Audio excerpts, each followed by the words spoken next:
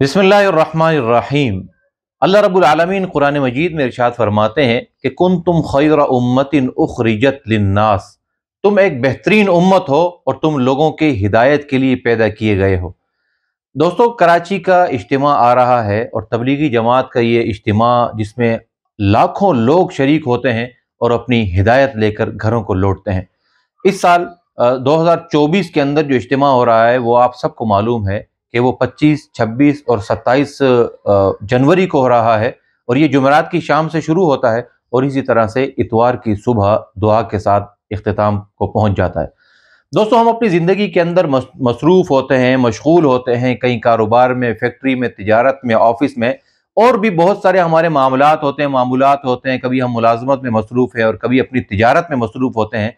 उस मसरूफियत के साथ साथ हम अपनी ज़िंदगी को और अपनी इबादत को मुकम्मल एतबार से सही वक्त नहीं दे पा रहे होते। यानी कभी हम नमाज पढ़ रहे होते हैं तो हमारा जहन तिजारत में होता है, और कभी हम और किसी कुरान मजीद की तिलावत कर रहे हैं तो तब हमारा जहन किसी न किसी मामले की तरफ सोच रहा होता है और उस तरफ हमारा जहन चला जाता है। लेकिन अगर हम